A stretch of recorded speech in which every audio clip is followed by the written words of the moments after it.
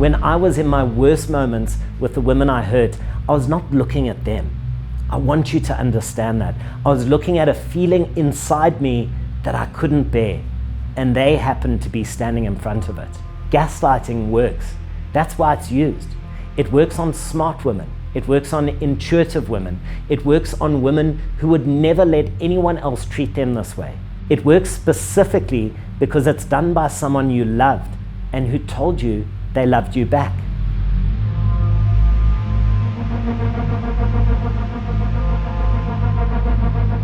I know what it is to be a woman in love with a man whose wounds are running him.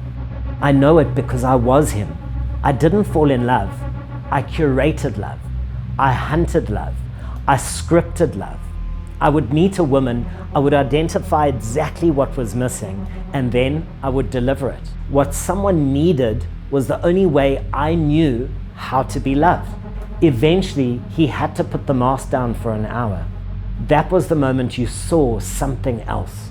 The cold one, the withdrawn one, the cruel one. He didn't have two faces. He had one face and a mask. And the mask had been on for so long, it had grown into his skin.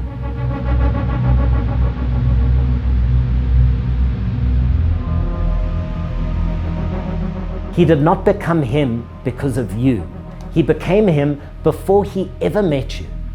By the time he walked into your life, the wounded boy inside the man had been running the show for 30, 40, 50 years. You couldn't have loved him out of it, not because your love wasn't real, but because the wound was older than you were.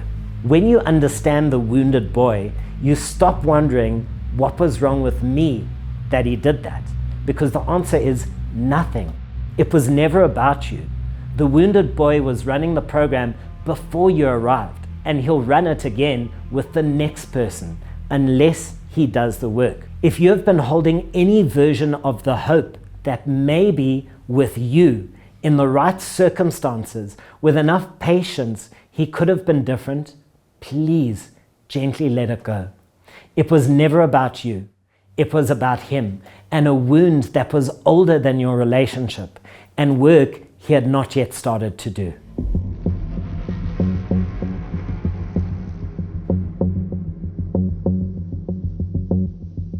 Why did I stay? Have you asked yourself that? Your nervous system, for very good evolutionary reasons, becomes hooked on his unpredictability. You did not stay because you were stupid. You did not stay because you were weak. You did not stay because you didn't see the warning signs. You stayed because his cruelty was running on the same rhythm as the love your body had learned to recognize as home.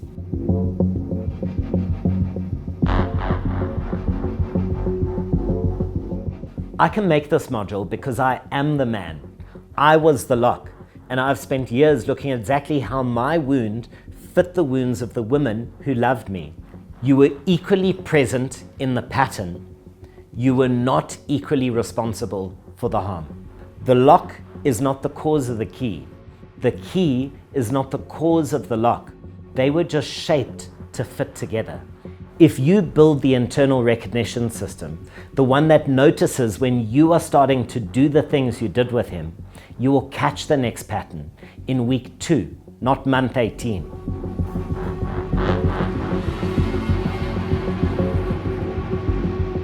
The next man who walks towards the door will walk through it the same way unless you, with full awareness and care for the girl who first opened it, decides that it's time to close it. The relationship is not the thing to understand.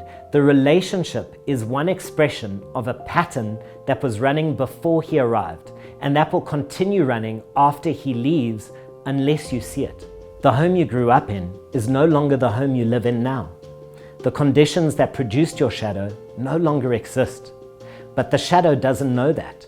She is still running her old programs. She needs to be told gently that the war is over. You leave this course with a vision and a single action. Next week, you take another. The next week after that, another. In 90 days, you've completed your first cycle of conscious creation. In a year, You are unrecognizable. Trust me on this. You have a map now. You have a structure, 3 pillars, 7 steps. When you don't know what to do, and there will be days when you don't, you can come back to the framework.